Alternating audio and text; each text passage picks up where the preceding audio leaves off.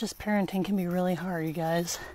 It's so much easier to go with the habits you've grown up with, the traditions you've grown up with.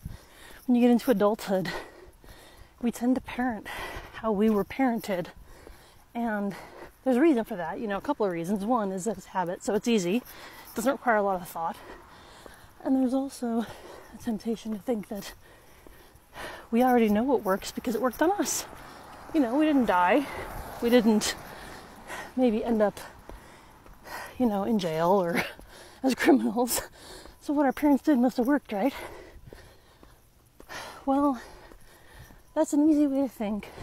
But choosing to parent consciously means thinking about how, even though something may be okay, is there a way I can make it better to get a better result? And not to induce guilt, but to just raise the family you want.